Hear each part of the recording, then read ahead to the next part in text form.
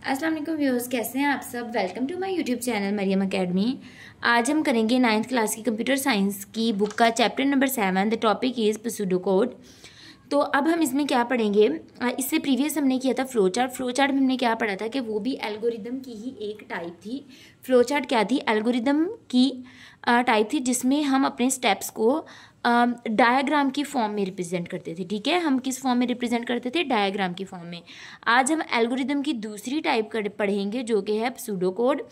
इसमें हम क्या करेंगे, इसमें हम सिंपल इंग्लिश में अपने स्टेप्स को राइट कर रहे होते हैं। हम क्या करते हैं, सिंपल इंग्लिश में अपने स्टेप्स को राइट कर रहे होते हैं। तो let's start our topic. Pseudo code is a method, एक तरीकाकार है ऑफ रिप्रेजेंटिंग, जाहिर करने का एल्गोरिदम को using simple and informal language. Informal language बोलते हैं नॉट फॉलोइंग प्रॉपर रूल्स, जिसमें हम कोई भी प्रॉपर तरीके से रूल्स यूज़ नहीं करते, बल्कि क्या करते हैं, बल्कि हम क्या कर रहे होते हैं कि simple English language words use कर रहे होते हैं ताकि हम अपने स्टेप्स को एक्सप्लेन कर सकें। That is easy to understand, ताकि वो आसानी से समझ सकें। It combines the structure of programming, ये जोड़ता है programming clarity with the readability of plain English. हम इसमें प्लेन इंग्लिश को यूज़ करते हुए अपना सूडो कोड डिज़ाइन करते हैं। Making it a useful tool, ये एक मुफीद, एक फ़ायदेमंद तरीक़ाकार है for planning and explaining algorithm, algorithm को एक्सप्लेन करने का और प्लान करने का एक बहुत यूज़फुल सा तरीक़ाकार है। ठीक है, what is pseudo code? Pseudo code is not the actual code, ये एक्चुअल कोड नहीं है जो कि कंप्यूटर रन करे। ठीक है, बट रेदर अवेलेबल के एक तरीक़ाकार है to describe the steps of algorithm, algorithm के स्टेप्स को ये क्या है, एल्गोरिदम के स्टेप्स को वजाहत करने का, डिस्क्राइब करने का एक तरीक़ाकार है।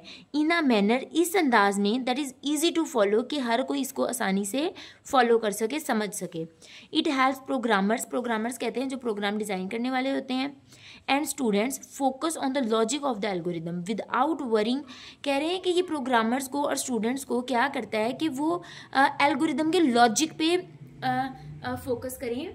लॉजिक मतलब कि एल्गोरिदम में क्या बात बोली गई है, without worrying about the syntax of the specific programming language, उसके सिंटैक्स पे गौर किए बगैर। सिंटैक्स क्या है, सिंटैक्स कहते हैं कोडिंग में जो स्ट्रिक्ट रूल्स होते हैं ना, उनको बोलते हैं सिंटैक्स, कि कहाँ पे आपने कॉमा लगाना है, कहाँ पे फुल स्टॉप, कहाँ पे ब्रैकेट आएगी, तो ये सारे रूल्स हैं। ठीक है, प्रोग्रामिंग लैंग्वेज के।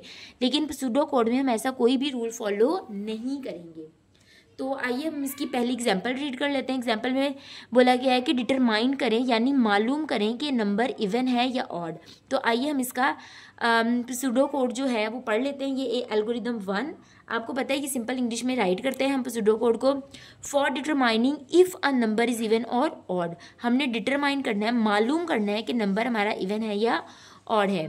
प्रोसीजर चेक इवन ऑड, अब हमने स्टार्ट कहाँ से लिया है कि चेक करना है कि इवन है या ऑड है। इनपुट नंबर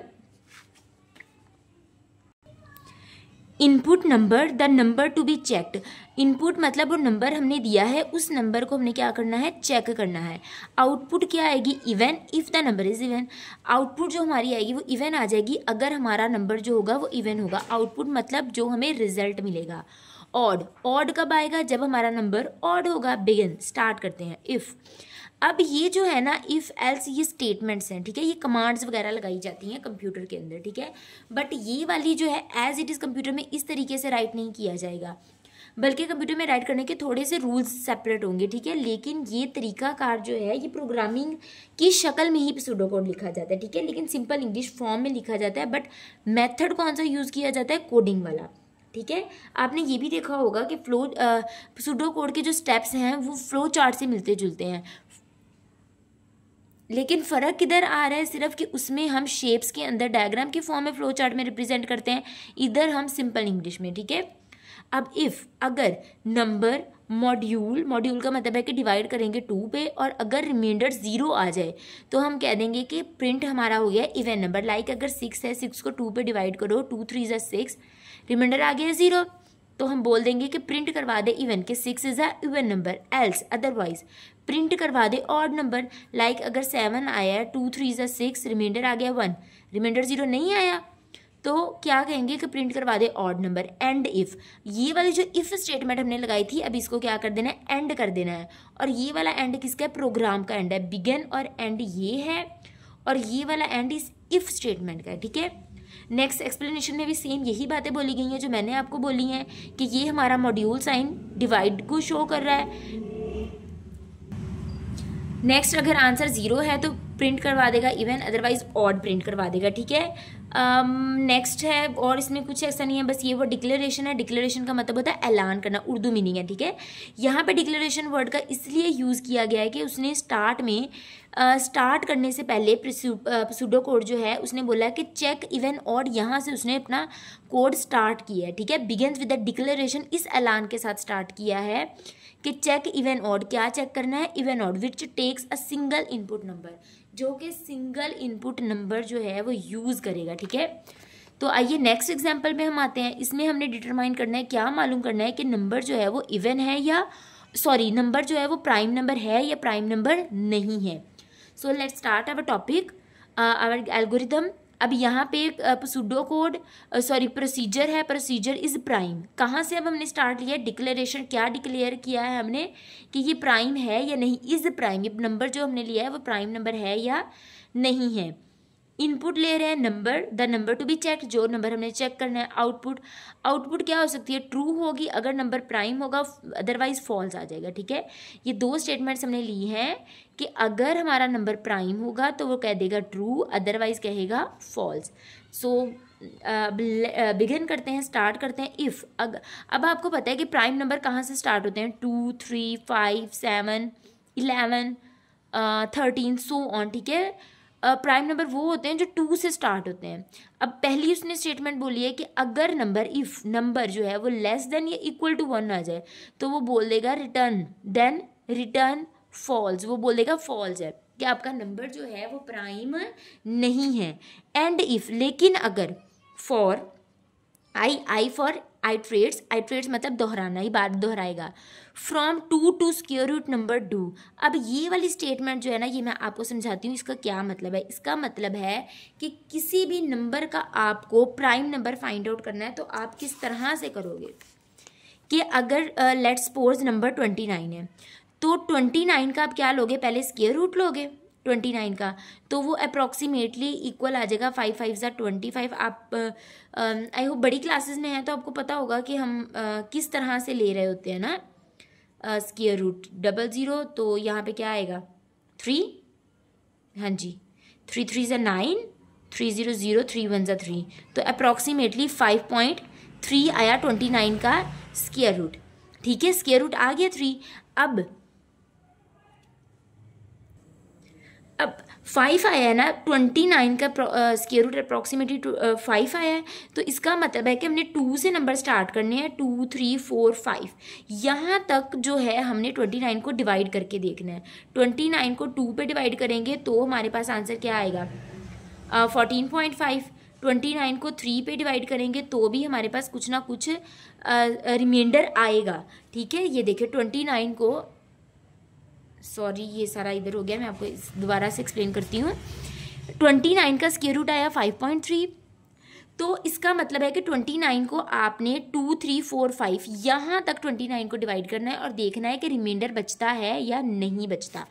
अब 29 को जब 2 पे डिवाइड किया तो 2 1 ज़ा 2, देन 9, 2 4 ज़ा 8, रिमाइंडर कितना आया 1। जब 3 पे डिवाइड किया 3 9 ज़ा 27, रिमाइंडर आया 2। जब 4 पे डिवाइड किया 4 7 ज़ा 28, रिमाइंडर आया 1। देन 29 को 5 पे किया तो 5 5 ज़ा 25, रिमाइंडर आया 4। यहाँ पर कुछ ना कुछ रिमाइंडर आ रहा है ना, इसका मतलब ये है कि 29 हमारा प्राइम नंबर है। बार बार दोहराना है, 2 से लेकर square root of the number, जो नंबर लिया है उसके स्क्वायर रूट तक अगर तो नंबर को डिवाइड किया जो यहाँ पे नंबर लिया था, आंसर आया 0, तो वो कह देगा फॉल्स कि ये प्राइम नंबर नहीं है। एंड इफ़, अब ये क्या किया है कि हमने इफ़ जो स्टेटमेंट ली थी उसको एंड कर दिया है। एंड फॉर, अब ये वाली स्टेटमेंट को यहाँ पे एंड कर दिया है तो रिटर्न ट्रू, अदरवाइज वो क्या कर देगा, रिटर्न ट्रू कर देगा। अगर तो 0 0 आ रहा है तो वो कहेगा फॉल्स कि ये प्राइम नंबर नहीं है, अदरवाइज क्या कह देगा कि ये ट्रू है।